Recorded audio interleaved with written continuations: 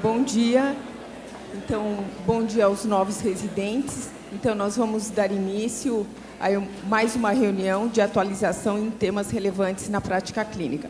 Hoje deu um pouquinho de problema lá na entrada, que está uma fila muito grande, então eu pediria para os residentes, para eles tentarem chegar assim, uns 10 minutinhos mais cedo, e a gente vai ver se arruma, coloca mais secretária, para não ficar essa fila grande que está tendo. Então, hoje, quem vai apresentar o tema relevante na prática clínica é o Serviço de Geriatria do Hospital das Clínicas da Faculdade de Medicina da USP, e o tema é rastreamento no idoso. Quem vai apresentar o caso clínico é o médico residente desse programa de geriatria, Dr. Andrei, e quem vai discutir é o Dr. Marcel, médico assistente do Serviço de Geriatria do Hospital das Clínicas. Então, bom dia. Primeiramente, eu gostaria de agradecer ao Departamento de Clínica Médica por preparar essas aulas e ao Serviço de Geriatria também por me dar a oportunidade de dividir esse tema com vocês ao lado do Dr. Marcel. Então, para começar, eu vou apresentar um caso clínico que tenta ilustrar um pouco a dificuldade que nós temos diariamente quando pensamos no rastreamento para os nossos pacientes. Então, o primeiro caso é o senhor Antônio. Ele é uma consulta de retorno ambulatorial, ele tem 69 anos, residente em São Paulo, solteiro, sem filhos. Ele é um mecânico aposentado, tem 4 anos de escolaridade e é católico. Ele não tem queixas espontâneas, vem trazido pela sua irmã Fátima, que gostaria de fazer exames preventivos para o seu irmão. Essa é a senhora Fátima. Então, no resumo do caso, ele é um senhor que trabalhou até 2015 na sua própria oficina e, nesse ano, ele apresentou um AVE com perda importante da funcionalidade. Atualmente, ele necessita de ajuda para tomar banho, mas é independente para as outras ABVDs. Para as atividades instrumentais de vida diária, ele é completamente dependente. Ele deambula somente dentro de casa com o apoio de uma bengala, sem quedas no último ano, passa o dia em casa assistindo televisão ou sentado em frente ao portão quando seu irmão leva. Desde o AVE, ele apresenta episódios esporádicos de esquecimento, por exemplo, ele se esquece das visitas do dia anterior. Isso foi um relato da senhora Fátima.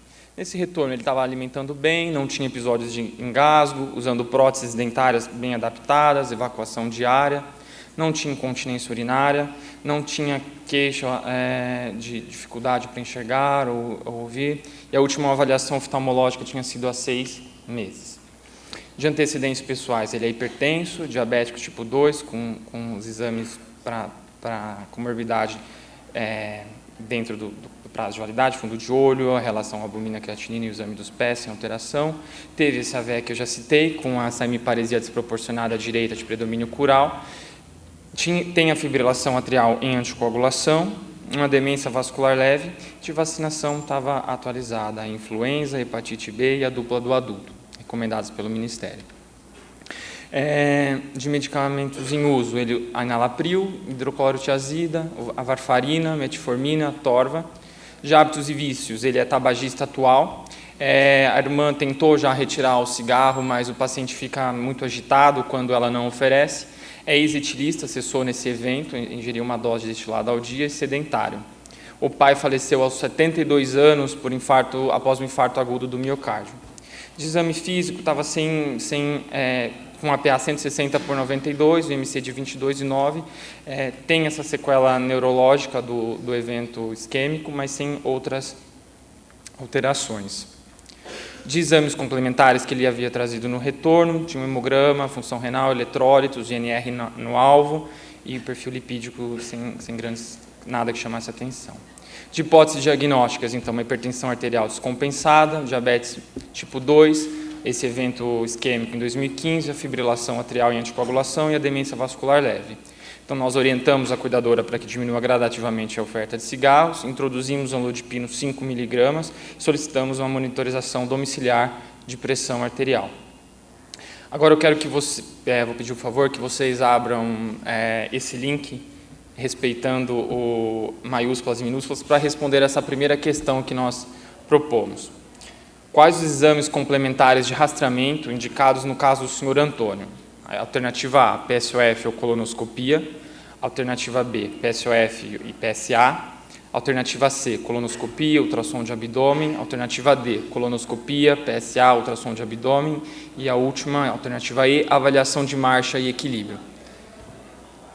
Eu vou dar uns minutinhos para vocês responderem, por favor. 60 pessoas responderam, eu vou passar para a próxima pergunta. Na sua opinião, qual a probabilidade do senhor Antônio morrer nos próximos 10 anos? Vou pedir mais uma vez para acessarem esse link, respeitando as maiúsculas. Então, agora eu vou passar a palavra para o Dr. Marcel Hiratsuka, que vai discorrer sobre o tema com a gente.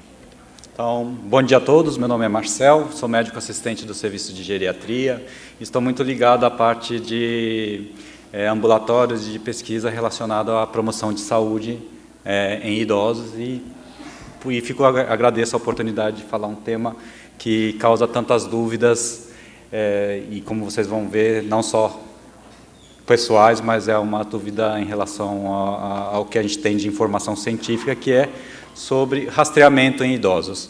E quando a gente fala em rastreamento, a gente sempre pensa em algo que a gente vai tentar prever e o que vai acontecer com aquela pessoa que está à nossa frente pedindo para que ele tenha um futuro ou um melhor. E eu faço analogia realmente com a previsão do tempo.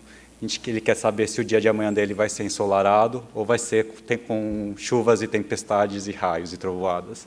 E vocês vão ver que muitas vezes a resposta nossa vai ser não temos ideia, não sabemos, e é isso que eu quero discutir hoje. Então, quando falamos em rastreamento em pessoas acima dos 60 anos, a gente entra num paradoxo. Na realidade, a gente está dentro de um paradoxo, onde pessoas com boa saúde, idosos com boa saúde, que usufruem de todos os prazeres da vida, como qualquer outra pessoa com menos idade, e tem uma boa expectativa de vida e boa qualidade de vida, são subrastreados. Ao mesmo tempo, temos uma parte da população idosa relevante, que já tem doenças, baixa expectativa de vida, um comprometimento global de sua qualidade, e que são hiperrastreados e que o exame pode potencialmente não trazer nenhum benefício para eles. Exemplo disso, que cerca de mais de 20% dos idosos com demência nos Estados Unidos das idosas fizeram uma mamografia. E a expectativa de vida delas, por volta dessa população estudada, era um pouco mais de 3 anos. Então, será que realmente estamos fazendo bem para essas pessoas? E por que isso acontece? Então, o rastreamento em idosos, existem todos, acredito eu, já leram algumas recomendações sobre rastreamento, quando fazer rastreamento, quando prevenir, detecção precoce. As recomendações, se você leu mais de 2 ou 3 recomendações de organizações diferentes, pode ter notado algumas diferenças. Isso se deve a 2 fatores principais, na minha opinião. Isso é relacionado aos estudos, porque baseamos em estudos que não são, nem sempre eles incluem idosos, ou quando incluem idosos vão até determinada faixa etária, então por volta de, é normal ir até 75 anos, 65 anos, não muito mais do que isso. Quando trabalhamos também com os dados, que também trabalhamos com dados que são dados de análise de subgrupo, que muitas vezes vai criar, tudo isso vai criar diversos vieses que vamos discutir mais à frente. Poucos estudos também falando sobre, confrontando riscos e benefícios. Então, toda vez que a gente faz uma intervenção, desde que seja um exame simples, isso pode desencadear desde investigações mais invasivas e tratamentos, que a gente vai ter dúvidas sobre o seu benefício, até mesmo questões psicológicas. Então, uma senhora de 90 anos se submete a uma mamografia e vem alterado, qual o impacto que isso pode ter, inclusive, como que ela vai enfrentar essa notícia. E poucos estudos falando sobre quando interromper. Há outro fator que eu acho importante, que também dá essa gama de variação entre as recomendações para idosos de rastreamento, é a questão da heterogeneidade da nossa população, dessa população que a gente está discutindo hoje. Se a gente for pedir para vocês imaginarem uma pessoa de 80 anos, acredito eu que alguns imaginarão pessoas, idosos extremamente ativos, fazem atividade esportiva, alguns fazem até atividade esportiva competitiva, estão trabalhando ativos profissionalmente, ou você pode imaginar o outro polo também, que seria um idoso totalmente doente, acamado, vivendo seus últimos dias. Ao mesmo tempo, o número de comorbidades varia muito, assim como a sua funcionalidade e isso também a visão em relação às suas preferências quanto ao como ele quer viver nos seus próximos anos. Isso é um reflexo, que essa tabela é apenas para ilustrar como que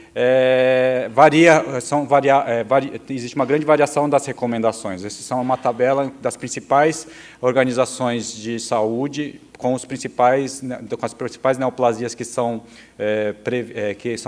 passíveis de rastreamento, em que momento que elas deve se interromper o rastreamento. E vocês vão ver que às vezes tem 4 ou até mais opiniões de sociedades diferentes. O outro ponto que eu queria discutir é em relação à expectativa de vida. Toda vez que nós vamos pensar em rastreamento, a maioria dos trabalhos acompanham. Existe esse número meio mágico, que seria 10 anos.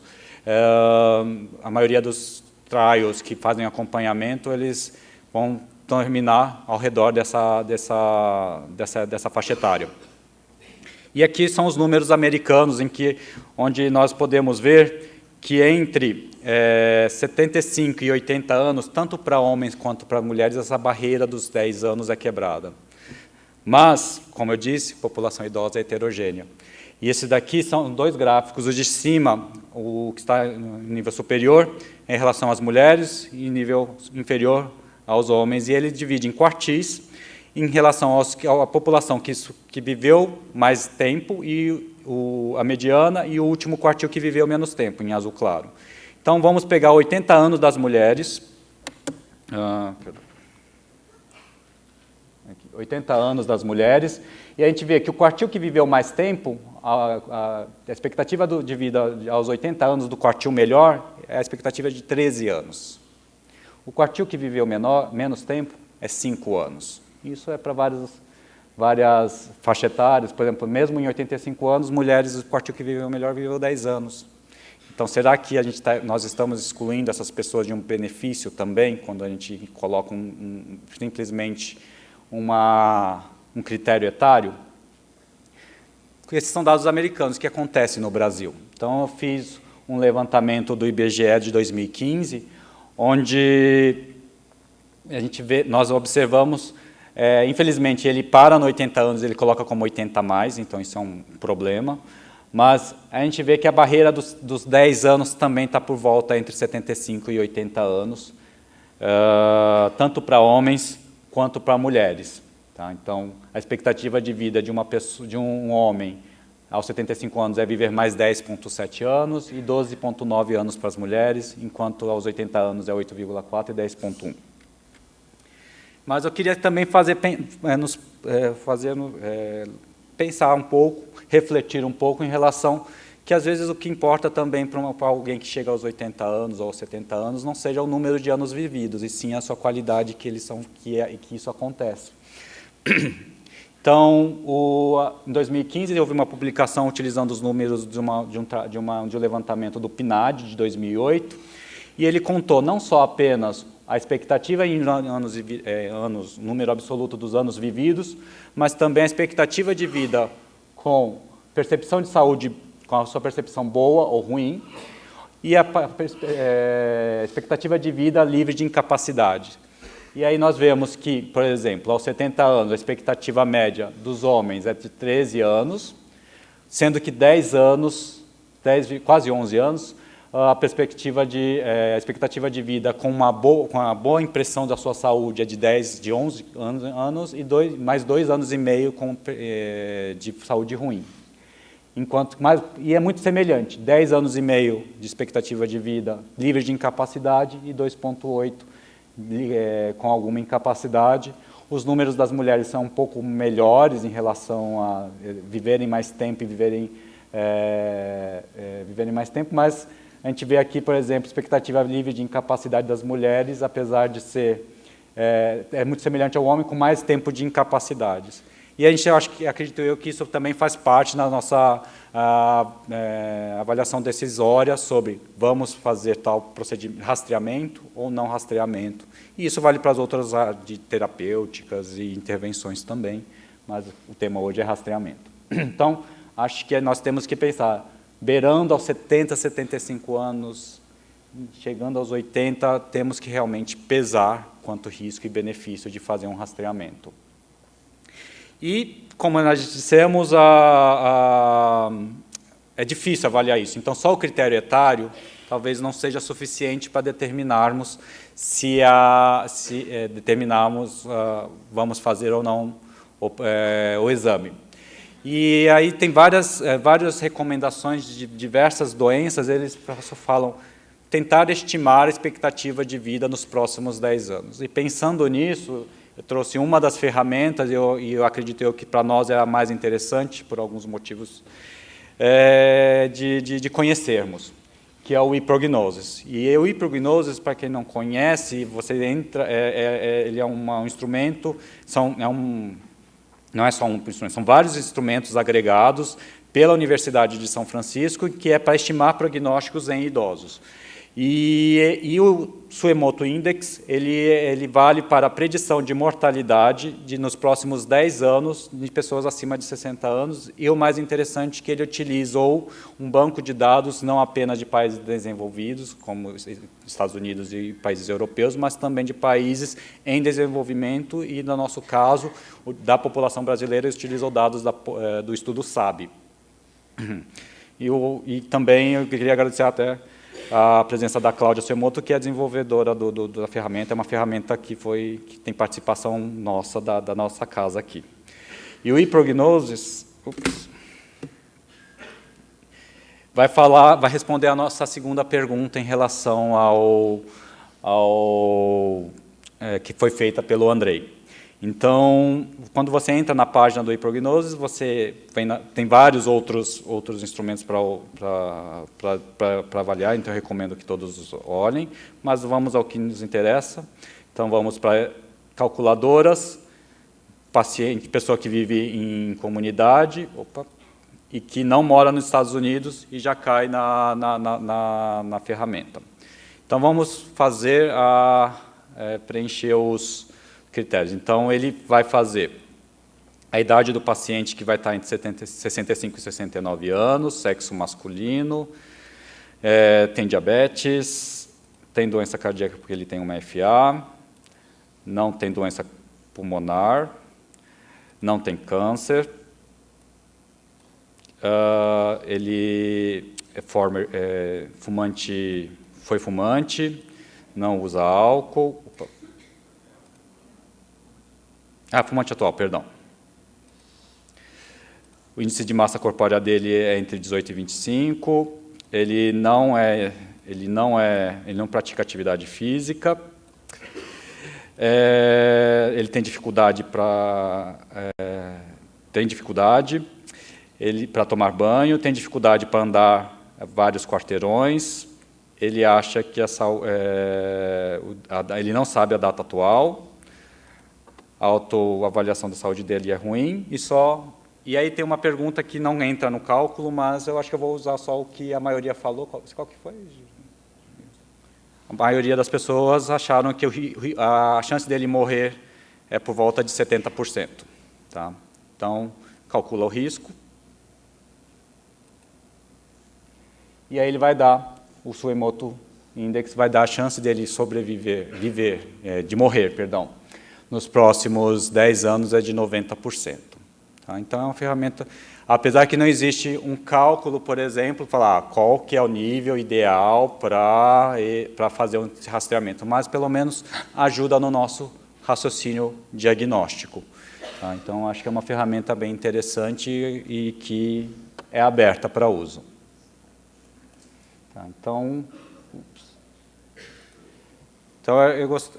partindo agora para os exames, eu gostaria só de avisar que a ideia hoje também não é ficar falando sobre qual a indicação, exata e qual que é a principal de cada das patologias passíveis de rastreamento, porque ficaríamos a tarde toda, provavelmente o dia todo, debatendo o assunto, é mais para dar uma visão geral. Em algumas patologias eu sei que a gente sabe que não vamos aprofundar tanto, mas é uma discussão de como que é a visão geriátrica em relação ao rastreamento. Então, eu vou começar, inclusive, com o tema mais polêmico, que é um dos mais polêmicos, que é o câncer de próstata. Tá? E o câncer de próstata é polêmico não só para a gente, então fiquem tranquilos se vocês escutarem diversas opiniões, e eu vou mostrar só porque que existe essa diversidade de opiniões. Se a gente for pegar entre os diagnósticos de câncer de próstata, 75% acontece com pessoas acima de 65 anos. E o benefício do rastreamento ele é baseado em 2 principais estudos, sendo um americano e um europeu, que foram publicados ambos em 2012, se eu não me engano, na mesma revista. E são eles o PCLO, que é dos Estados Unidos, e o ERSPC da Europa, e eles deram resultados divergentes, sendo que o PCLO ele acompanhou por 13 anos homens entre 55 e 74 anos, e observou que o rastreamento não promoveu nenhuma redução de mortalidade nesse período. Enquanto que o RSPC, o grupo de 55 e 69 anos, houve uma redução de mortalidade significativa, porém, com impacto que pode ser considerado pequeno, nos 11 anos de acompanhamento, sendo que o número necessário para rastrear era de 1.055 exames de PSA para conseguir salvar uma vida. Sendo que a população acima de 70 anos não houve mudança de mortalidade. E aí eu gostaria de parar para nós falarmos sobre os vieses que existem sobre os estudos de rastreamento. Então, primeiramente, praticamente todos os estudos vai existir um viés de seleção. A população estudada, além, às vezes, tem um corte etário, é necessário, como pré-requisito participar do estudo, ter uma saúde boa. Então, além do mais, são pessoas que ao aceitar o estudo, provavelmente elas já estão mais preocupadas com a sua saúde. Talvez isso faça com que ele tenha comportamentos e hábitos diferentes daqueles que não participaram, que se recusaram à participação. Também existe o viés de tempo ganho da doença, ou lead time bias. Resumidamente, lead time é o tempo de entrega. Então, você não muda o tempo você não melhora a sobrevida desse paciente. O que você faz você apenas informa mais cedo que ele tem essa doença. Isso é muito comum no câncer de próstata. Então, o tratamento, talvez, você vai fazer ele conhecer que ele tem doença há 5 anos, há 10 anos, mas, na verdade, ele vai, mesmo tratando ou não tratando, talvez ele vá falecer com a mesma idade. Tá? Então, é viés de tempo ganho de doença. E tem o viés de tempo de duração de doença, que é um pouco diferente, que causa um pouco de confusão, em que o viés aqui é porque, se você pegar uma população com doenças com diversos tipos de comportamento, vão ter aquelas pessoas que têm doenças com duração maior, mais indolente, mais lento o crescimento, e isso portanto, o screening provavelmente vai pegá-lo, vai fazer esse diagnóstico, mas misturado com pessoas que vão ter doenças agressivas e rapidamente progressivas. Então, por exemplo, um diagnóstico de uma neoplasia que em menos de 1 ano ele evolui e a pessoa vai evoluir para o óbito. E um rastreamento não vai ser útil para esse tipo de perfil. Então, não vai ser rastreado, então nem vai entrar nas estatísticas e, portanto, pode favorecer, vai dar uma falsa impressão de que o exame é melhor do que ele é na realidade. Então, são vieses, inclusive, de difícil modelar o estudo para corrigir esses vieses. Voltando ao câncer de próstata, tendo em conta tudo que eu falei previamente, então existe um sobrediagnóstico, ou seja, a gente vai com o rastreamento, provavelmente faremos muitos diagnósticos que não vão ter relevância clínica nem na vida do paciente.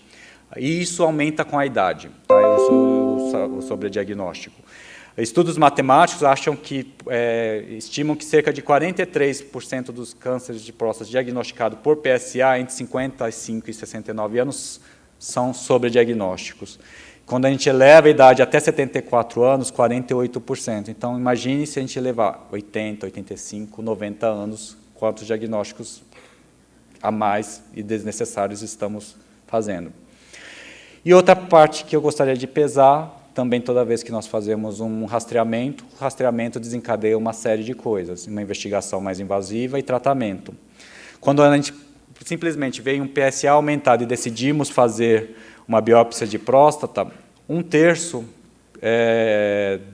das pessoas submetidas aos exames vão ter algum tipo de complicação, infecção, sangramento,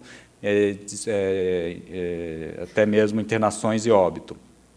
Então, não é uma coisa tão tranquila, é só um examezinho de sangue. Então, toda vez que o professor sempre fala, toda vez que a gente coloca no diminutivo, a gente tem que tomar cuidado para a gente não errar a dimensão do que nós estamos ocasionando. E, devido tudo a isso, eu vou contar um pouquinho do que aconteceu com a recomendação feita pela Força-Tarefa Americana sobre o câncer de próstata. Em 2012, depois daquelas publicações, eles decidiram anunciar que é contra o rastreamento de câncer de próstata. Porém, ao longo do tempo, outros estudos também, na verdade, o acompanhamento mais prolongado e novas publicações, principalmente do estudo europeu, viu que outros benefícios e conseguiu, de forma, pelo menos da parte estatística, comprovar de que realmente existe uma prevenção de morte e existe uma prevenção de número de neoplasias metastáticas diagnosticadas em pessoas abaixo de 70 anos, o que fez, em 2017, mudar um pouco a recomendação da Task Force, e que entre 55 e 69 anos, você pesa os riscos e benefícios do rastreamento, e acima de 70 anos é contra.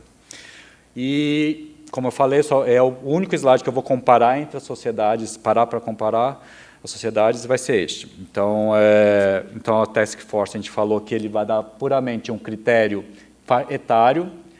Já a Associação Americana do Câncer e a Associação Americana de Urologia, eles não apenas colocam um critério etário, mas também colocam critérios de expectativas de vida, e por isso que a gente estava falando, que foi o que nós discutimos previamente. E discussões semelhantes acontecem com todas as outras doenças, oncológicas ou não oncológicas, inclusive diabetes, osteoporose, risco cardiovascular. Então, isso a gente tem que pensar para todos os exames. Toda essa discussão que nós estamos tendo sobre o câncer de próstata vale para as outras doenças. Tá? E, às vezes, a gente vai ter outras dificuldades em outras doenças. Por exemplo, no câncer coloretal, nós temos pelo menos 7, já tem algumas organizações que falam 9 tipos de formas de fazer o rastreamento.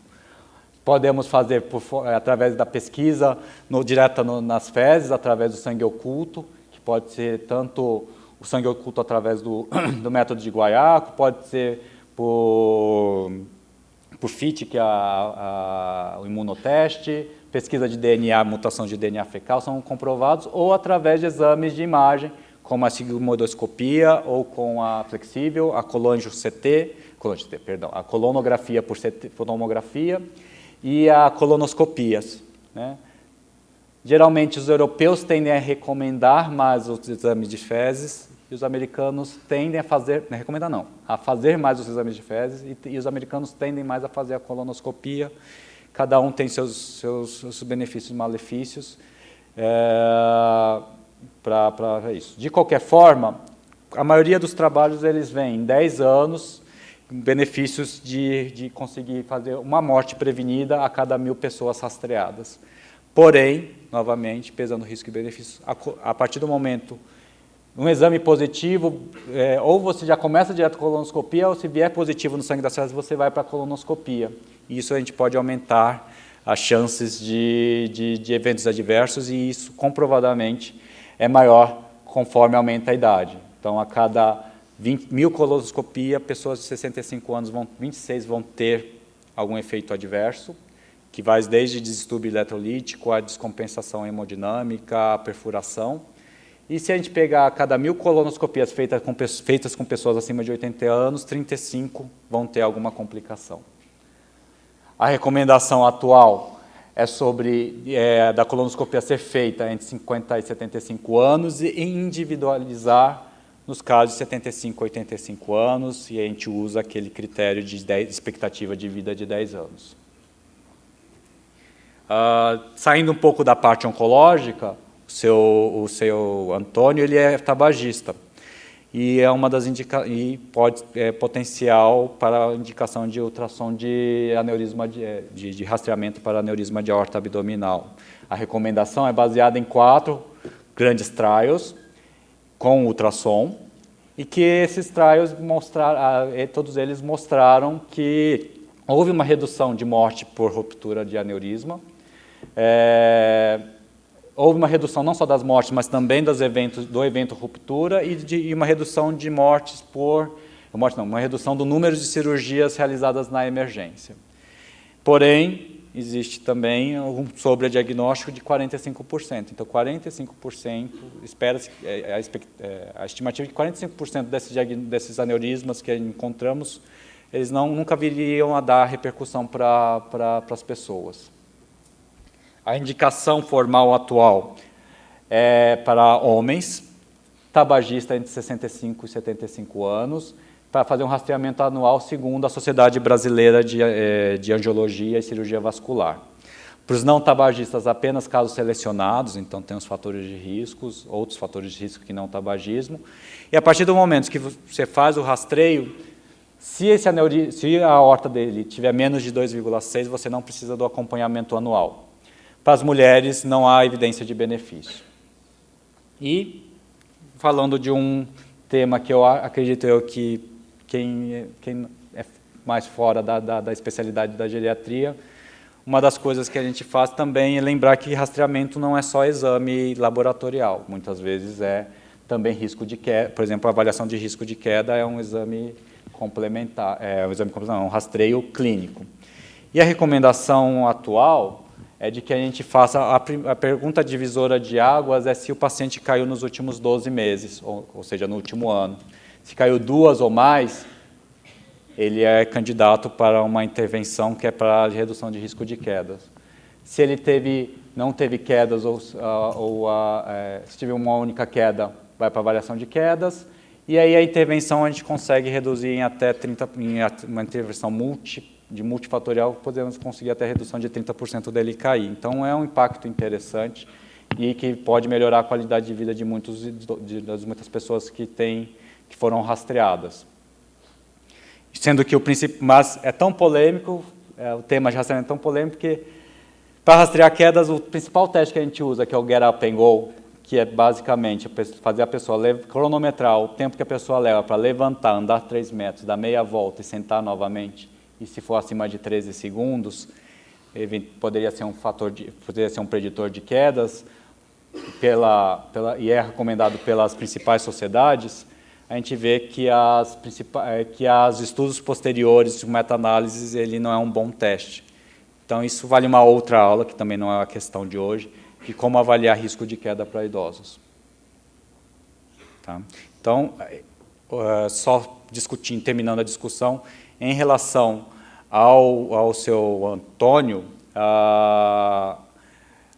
na nossa visão, principalmente da geriatria, por ele ter uma baixa expectativa de vida, de alto risco de morrer nos próximos anos, já ter uma qualidade de vida comprometida funcional, a gente acredita que dos exames complementares, se tem algum benefício, seria a avaliação do risco de queda através da avaliação de marcha e equilíbrio. Tá? A gente vai passar para um segundo caso e depois voltar à discussão. Então, agora eu vou apresentar o caso da dona Fátima, que é irmã e cuidadora do primeiro paciente. Então, a dona Fátima é uma senhora de 81 anos, também residente em São Paulo, é viúva há 5 anos, tem 2 filhos, é uma secretária aposentada, estudou até o ensino médio, católica. Ela também não tem queixas, vem para uma consulta preventiva. Ela diz se preocupar muito com sua saúde, pois ela tem medo de morrer e deixar o irmão, né, que é a única cuidadora. Não tem queixas em relação à memória, mas tem medo de ter demência como seu irmão. Não tem comorbidades conhecidas, nunca fez nenhuma cirurgia, não tem alergias e a vacinação também está atualizada. Não usa nenhum medicamento, ela nunca fumou, ingere uma taça de vinho sempre no jantar. Ela realiza caminhadas 45 minutos 5 vezes por semana, faz atividade física resistida 2 vezes por semana. De antecedentes familiares, a irmã foi citada nessa consulta com câncer de mama aos 63 anos. Já na avaliação geriátrica ampla, a gente percebeu que ela é independente para todas as atividades básicas e instrumentais.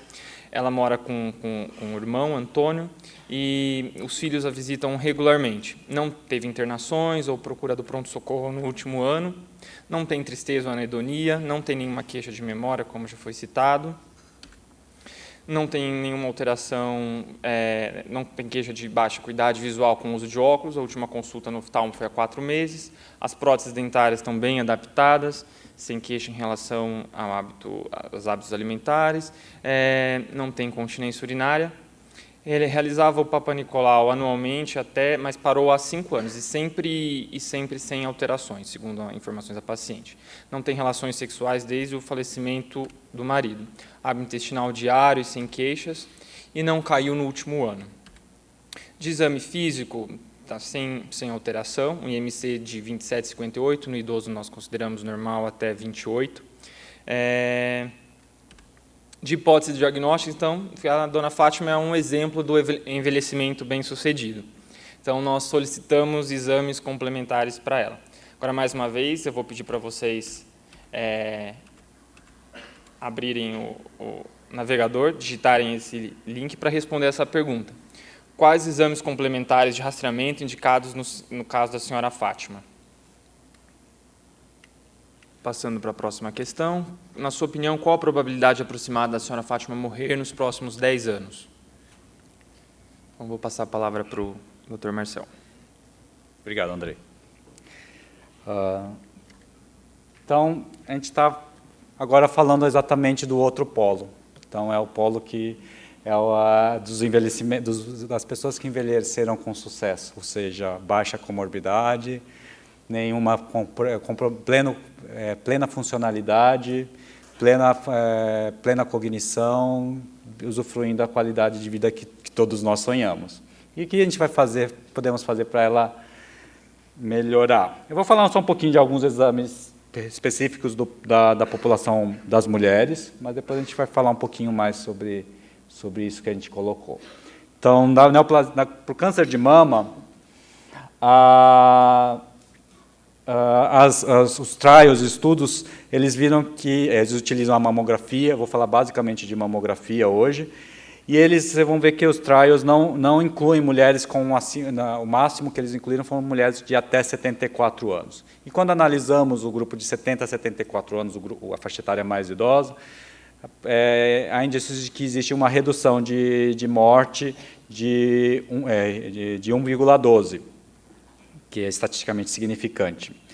Então, pelo menos até 75 anos, existe um embasamento que nós podemos utilizar como justificativa. Estudos observacionais de corte retrospectivas, apesar de todas as suas críticas, eles conseguem ir uma idade um pouco além, e eles viram que até a faixa etária de 80 anos, conseguimos ter o rastreamento através de mamografia pode ser benéfico, tanto na redução de morte como na detecção de estágios mais precoces.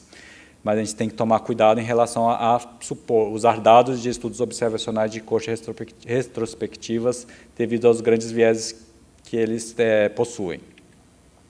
E a recomendação brasileira atual, eles falam basicamente aquele critério etário que nós conversamos.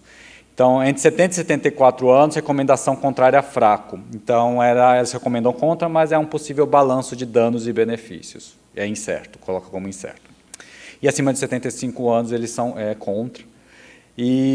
Porém, outras sociedades utilizam o que nós falamos da expectativa de vida. A geriatria, na geriatria, no dia a dia, a gente costuma realmente discutir em relação qual que é a qualidade de vida, qual a perspectiva de viver nos próximos 10 anos. Tá? Ah, perdão, eu esqueci de falar. Já que a gente está falando das perspectivas de vida de 10 anos, Andrei, quanto que deu? A maioria falou da dona Fátima? Tá. Quando a gente joga os dados da dona Fátima no hipergnose, o risco dela falecer é de 32%. E a maioria falou 30% também. Então, dessa vez vocês foram muito bem. Tá. Então, essa recomendação de câncer de mama. Outro que às vezes causa alguma discussão também é em relação ao colo uterino, porque a maioria das mulheres, quando chega aos 65 anos, já para de fazer. Isso é mais comum de a gente observar na prática clínica. O câncer de colo uterino, 20% das mortes, dos casos novos diagnósticos, são em pessoas acima de 65 anos. 34% das mortes por câncer de colo uterino são mulheres idosas. E dessas mortes, desses diagnósticos, 72% são de mulheres que nunca fizeram rastreamento, e é isso que eu gostaria de que vocês prestassem atenção quando forem quando forem pesar, fazer ou não fazer um Papa Nicolau numa senhora de 80 anos, por exemplo. Tá? A recomendação oficial atual é de 25 a 64 anos. A interrupção deve ser feita após os 65 anos, sem a história de doença neoplásica pré-invasiva prévia e com 2 exames consecutivos nos últimos 5 anos negativos. E as idosas que nunca foram rastreadas, acho que esse é o detalhe que a gente vê de erro mais comum, de omissão mais comum, é que você poderia fazer esses testes em mulheres idosas acima de 65 anos que nunca fizeram rastreamento devido àquele dado que a gente falou no slide anterior. No rastreamento de osteoporose para prevenção de fratura de colo de fêmur e de outras fraturas osteoporóticas. O exame de densitometria é extremamente importante. A cada desvio padrão que aumenta, ele aumenta o risco de uma fratura em 2 a 3 vezes. E, portanto, o rastreamento está associado com uma redução dos eventos. Ele é recomendado para mulheres acima de 65 anos. Homens acima de 70, que é um embasamento um pouco menos, tem menos evidência, mas atualmente parece ser benéfico, e abaixo dessa idade com pessoas com fatores de risco como muito baixo peso, medicações de alto risco, como corticoides, por exemplo, fratura prévia e doenças ou condições associadas à perda de massa óssea. Não existe também nenhuma recomendação em termos da interrupção. E a gente sempre escuta muito falar sobre o FRAX, que é uma ferramenta que utiliza diversos itens clínicos, podendo ou não colocar densitometria óssea, e é questionável seu uso no rastreamento.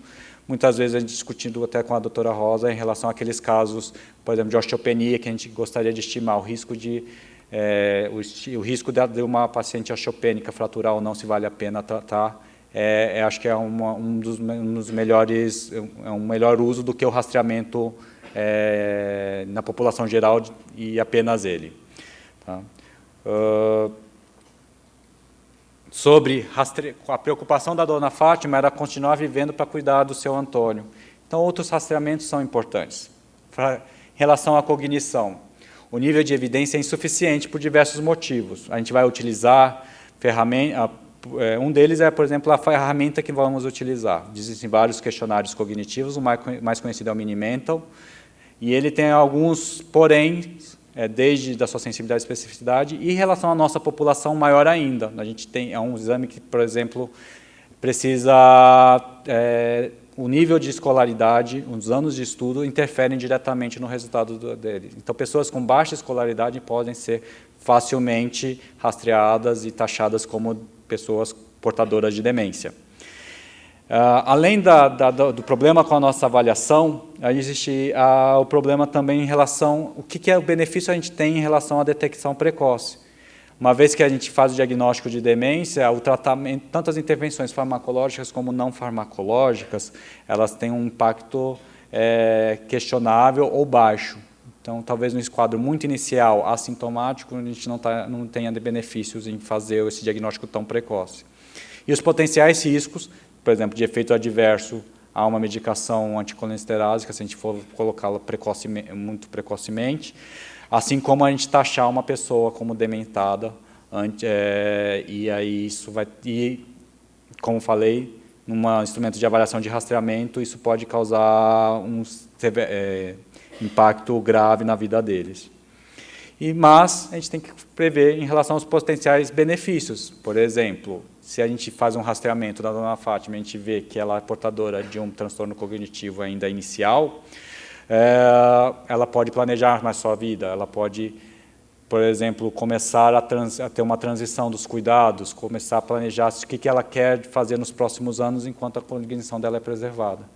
Então, a evidência é insuficiente tanto a favor quanto assim como contra para fazer, e acho que vale muito quanto à opinião da pessoa, do paciente. Rastreamento de depressão já é mais... a recomendação é de que existe benefício em fazer o rastreamento, já uma vez que 30% a 50% dos casos de depressão não são diagnosticados num ambulatório de atenção primária. A recomendação pode ser através de instrumentos como o PHQ, e para os idosos utilizamos muito um questionário chamado GDS. Todos têm suas críticas, que acho que não vem ao caso hoje de ficar discutindo sobre eles. Os idosos são uma população de fator de risco para desenvolver depressão devido, por exemplo, a dona Fátima pode estar sofrendo um burnout por causa dos cuidados que ela tem que oferecer ao seu Antônio, ou diminuição de trabalho, aposentadoria, viuvez, perda de saúde, maior risco de ficar dependente. Então, tudo isso faz que sejam fatores de risco para idosos desenvolverem depressão. E o tratamento pode melhorar a qualidade de vida das pessoas e, inclusive, melhorar, por exemplo, no controle de outras comorbidades. A periodicidade também ainda não sabemos qual que é a melhor periodicidade para fazer esse tipo de rastreamento, tendemos a fazer anualmente. E se a gente for discutir, a gente pode ficar, como disse, o dia inteiro. Risco cardiovascular, glicemia, colesterol total e frações, câncer de pulmão, caem nos mesmos problemas que nós falamos essa aula inteira, essa apresentação inteira.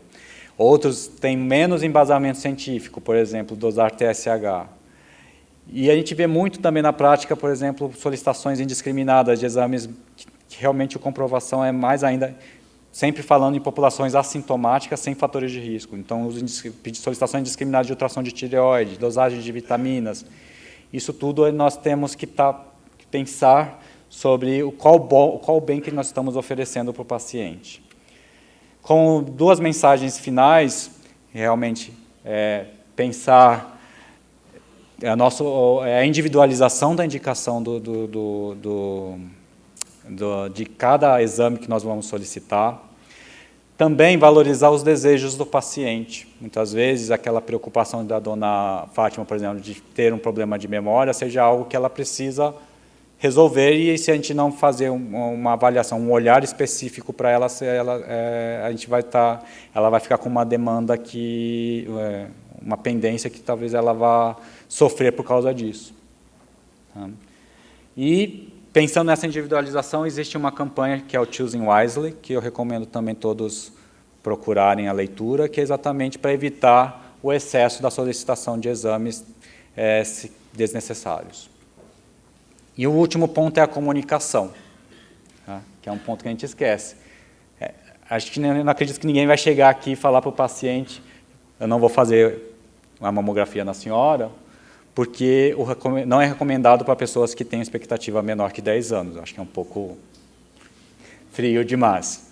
Mas, às vezes, a gente escuta frases assim: você pode não viver tempo suficiente para se beneficiar desse exame. Mas acho que o impacto é muito semelhante ao da frase anterior, que é exatamente ficar falando muito mais de expectativa de vida, e questionamentos da pessoa vai ser: como que o senhor sabe que eu não vou viver mais 10 anos? É apenas assim, a tal pessoa, esses números aí não necessariamente se referem a mim. E é verdade, como a gente falou a aula inteira, né? Ao partilhar com a paciente que aquele exame não é necessário, você muitas vezes vai estar baseado numa relação de confiança. Algumas pessoas, com os idosos, quando a gente está em atendimento, eles ficam até felizes que não precisam fazer tais exames. Eles falam, acho que realmente baseado no que eu tenho vivido, se acontecer alguma coisa, alguma doença mais grave, era para acontecer e o exame não vai me ajudar. Então, essa relação, primeira coisa, na comunicação, essa relação sua é muito importante para que a pessoa pense e que quando você escolhe aquele exame de não fazer ou não fazer, você está individualizando aquele caso. Então, isso é prático para uma relação médico e paciente, você falar, ele não está me vendo como um número, mas sim como uma pessoa.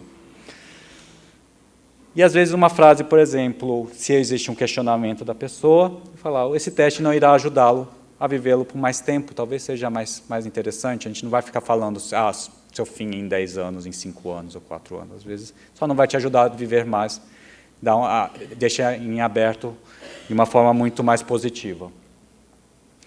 E aí, por fim, vou abrir para as questões, mas só para terminar, esse quadrinho dos pinguins, então, eles estão questionando, será que vale tanto a pena investir para descobrir sobre os padrões climáticos, vai interferir em nossa dúvida?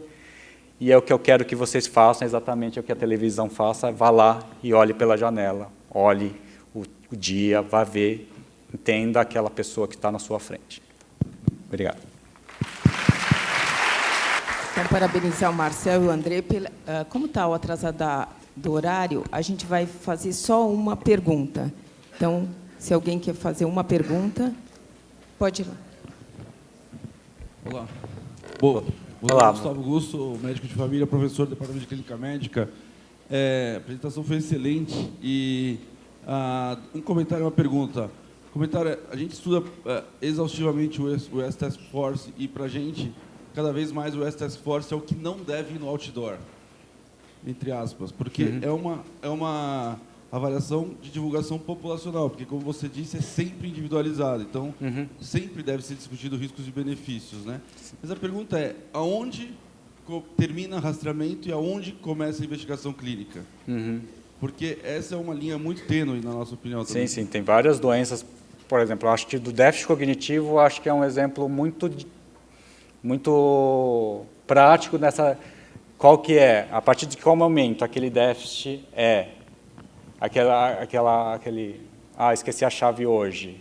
É um esquecimento benigno e que, acredito eu, todos nós já cometemos algumas vezes, não uma única vez, ou aquele momento, por exemplo, repetiu-se várias vezes, começou a ficar preocupante, e para um idoso, quando ele fala de queixa de memória, ele não vai perguntar, eu estou muito ocupado, hoje o dia foi cheio e eu não esqueci. Ele vai perguntar, nossa, talvez eu tenha Alzheimer, né? E esse limiar, eu acho que realmente, a gente tem que ver principalmente o quanto aquilo já repercute no dia a dia da pessoa, em relação principalmente em idosos, essa parte de qual o comprometimento funcional, e às vezes o comprometimento funcional pode ser mínimo, pode ser quanto que compromete na pessoa profissionalmente. Então, um advogado com 70 anos que não está conseguindo mais levar em conta, dar conta dos seus processos, mas você faz os testes cognitivos, vêm todos normais. Então, esse limiar, acho que para todas as doenças aí, vale, a gente tem a dificuldade, é muito semelhante entre doença e quanto que é rastreamento e quanto que é investigação. Acho que a gente tem que realmente individualizar e ver a partir do momento que existe a queixa, acho que você vai uma investigação clínica antes de pedir exames à torta e à direita. Acho que a história clínica é fundamental para você não pedir exames em demasia. Então, queria novamente agradecer o Serviço de Geriatria do Hospital das Clínicas pela excelente apresentação para a reunião. Muito obrigada. Obrigado.